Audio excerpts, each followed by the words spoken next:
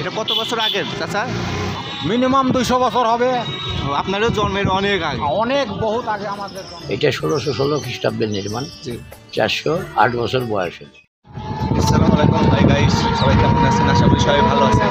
আজকে আমরা সব বন্ধুরা মিলে যাচ্ছি রাজশাহী ঐতিহাসিক একটা স্থান, সেটা হচ্ছে পুঠিয়া রাজবাড়ি। আমরা সবাই যাচ্ছি। অবশেষে আমরা চলে আসলাম ভদ্রা বাস স্ট্যান্ড। এখান থেকে আমরা বাস ধরে রওনা হব পুঠিয়া রাজবাড়ির উদ্দেশ্যে। অবশেষে আমরা বাস পেয়ে গেলাম। এই বাসে উঠে চলে যাব পুঠিয়া, ওখান থেকে চলে যাব রাজবাড়ি। এটা পুঠিয়া যাবে নাকি? হ্যাঁ হ্যাঁ, এটা পুঠিয়া যাবে।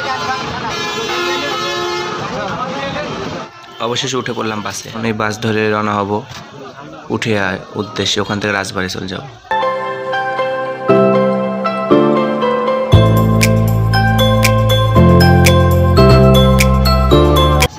হাই গাইস, অনেক কষ্ট করার পর চলে আসলাম আমরা পুঠিয়াতে।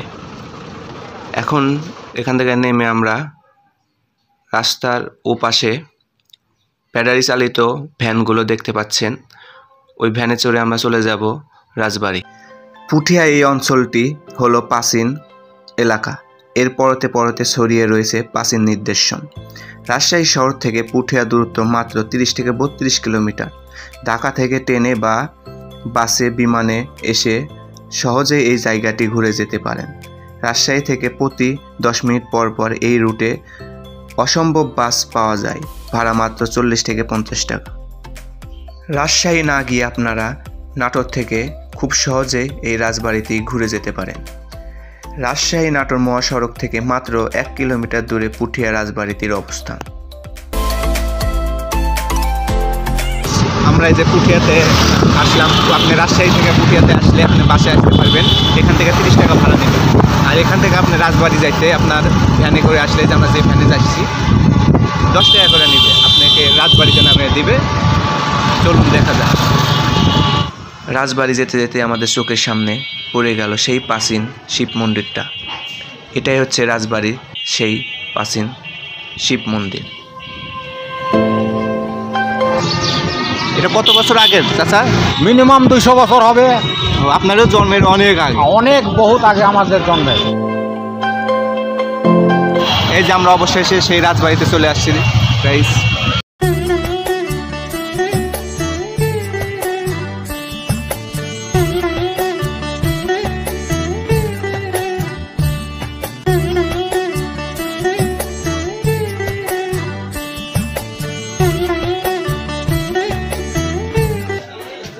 এটা হচ্ছে সেই টিকিট কাউন্টার, যেখান থেকে আপনি টিকিট কেটে নিয়ে পুরো রাজবাড়ি ঘুরতে পারবেন।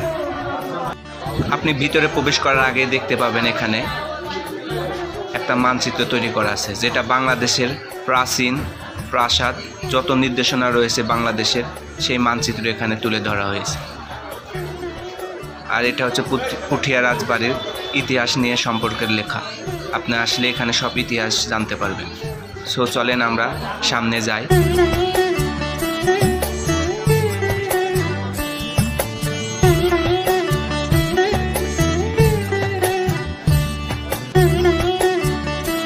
আপনি ভিতরে প্রবেশ করার পর দেখতে পাবেন কত মোটা মোটা পিলার দিয়ে তৈরি করা হয়েছে এই রাজবাড়ি। দেখেন কত মোটা মোটা পিলার।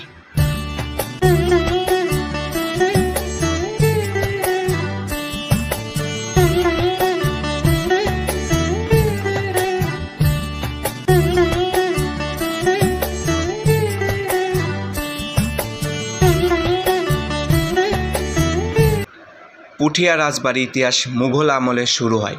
কথায় আছে, নীলাম্বর নামক এক ব্যক্তি মুঘল সম্রাট জাহাঙ্গীরের কাছ থেকে রাজা উপাধি লাভ করার পর পুঠিয়া রাজবাড়ির পরিচিতি লাভ করে। পরবর্তী 1744 সালে জমিদারি ভাগ হওয়ার পর পুঠিয়া রাজবংশের জন্ম হয়। 1895 সালে মহারানী হেমন্ত কুমারী দেবী তার শাশুড়ি মহারানী শরৎ সুন্দরী দেবীর স্মরণে এই প্রাসাদটি নির্মাণ করে। বর্তমান এই রাজবাড়িটি একটি জাদুঘর হিসেবে পরিচিতি হয় এবং এটি বাংলাদেশের একটি প্রাচীন প্রাসাদ।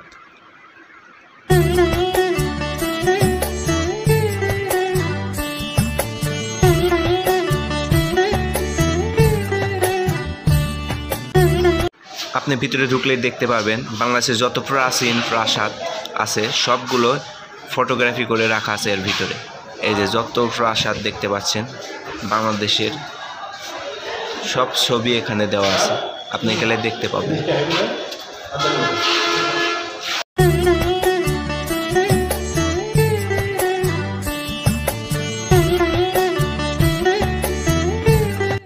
এটাই সেই রাজাদের ঐতিহাসিক সিন্দুক।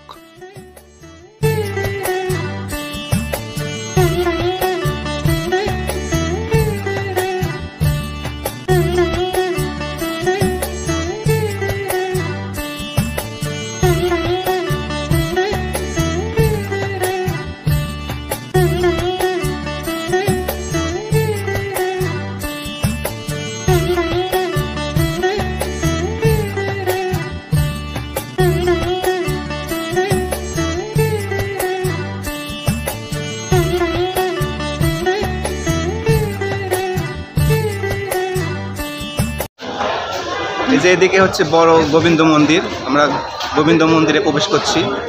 এটা গোবিন্দ মন্দিরের রাস্তা। এটা হচ্ছে সেই অন্দরমহলে আমরা প্রবেশ করলাম। আকাশ কেমন লাগছে তোমার এখানে? বহুত আচ্ছা। ও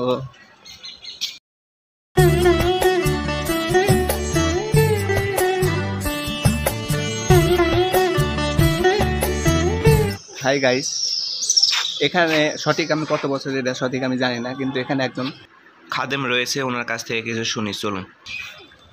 আদাব চাচা। এটা দিনাজপুর কান্তজির মন্দির আর এই মন্দির, দুইটা মন্দিরই একে আদরে পাবে বাবা। এটা 1616 খ্রিস্টাব্দের নির্মাণ, জি 408 বছর বয়স হলো। হ্যাঁ, দিনাজপুর কান্তজির মন্দির আর এই মন্দির, এই দুইটা মন্দিরই একই আদরে। এটা আপনার 1616 খ্রিস্টাব্দের নির্মাণ। এটা রাজশাহী নামকরণ হলো এই ডিস্ট্রিক্টে রাজা জমিদার বেশি, সেই জন্য রাজশাহী নাম করলো। সেই জন্য এখানে রাজবাড়ি স্থাপন করছে। শুনলেন তো চাচার মুখ থেকে সবকিছু। এখানে আপনাদের আরো ভিডিও আমি দেখাই, চলেন। পুঠিয়া উপজেলায় সবচেয়ে বেশি রাজা জমিদার ছিল, সেই জন্যে এখানে প্রাচীন নিদর্শনগুলা বেশি স্থাপন।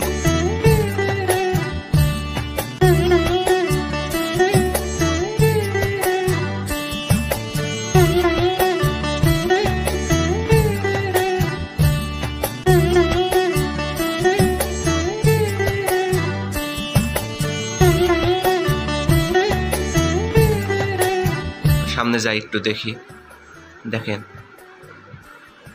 কি অবস্থা হয়ে আছে, পরিত্যক্ত হয়ে আছে জায়গাগুলো, কখন যে ভেঙে পড়বে তার নাই ঠিক।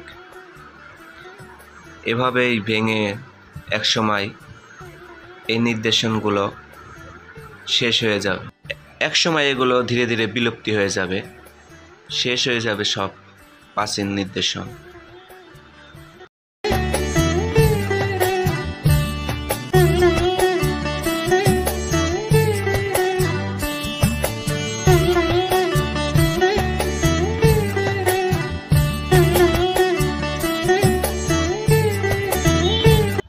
এটাই হলো সেই দিঘি যেখানে রানী হেমন্ত কুমারী গোসল করতে আসতেন। এটাই সেই নদী, দেখেন।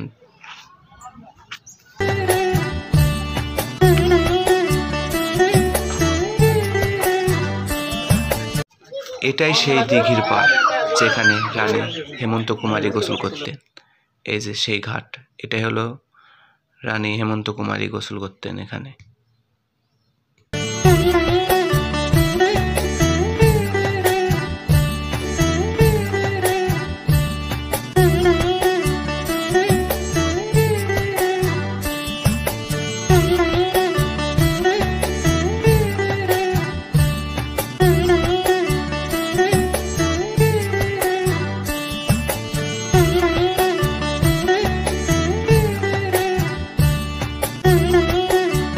গাইস, চলে আসলাম পুঠিয়া রাজবাড়িতে, একটু মিষ্টি খাবো সব বন্ধুরা মিলে। এই যে এখানে সব ধরনের মিষ্টি আছে, আমার আবার কালো মিষ্টিগুলো খুব পছন্দ, তো সেই জন্য আমি কালো মিষ্টি খাবো। এই যে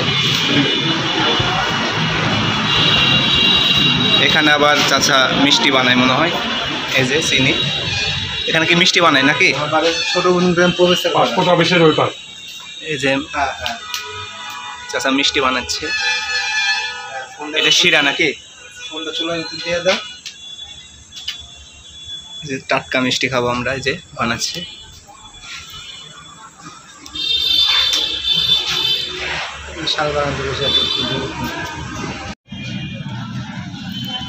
পাউরুটি খেতে কেমন? খুব স্বাদ। মিষ্টি দেয়া খাইতে আরো ভালো লাগবে নাকি? জি অবশ্যই। আচ্ছা, মিষ্টি নেই আমরা নাকি? এই যে আমরা মিষ্টি নিয়েছি আর পাউরুটি। এই যে আমার বন্ধু, এই যে ওই পুরা প্যাকেট ধরে নিয়েছে আমার এই বন্ধু, হচ্ছে আমারটা পাউরুটি। যে খাইয়ে দেখি কেমন টেস্টি আছে, আপনারা এসে খাইতে পারেন। এটা হলো পুঠিয়া অতিথি মিষ্টান্ন ভাণ্ডার। যাই হোক গাইস, সবাই ভালো থাকবেন। ভিডিওটা এখানে শেষ করছি। আমার ভিডিওটা ভালো লাগলে চ্যানেলটা সাবস্ক্রাইব করবেন, সবাইকে শেয়ার করে দেবেন। আল্লাহ হাফেজ।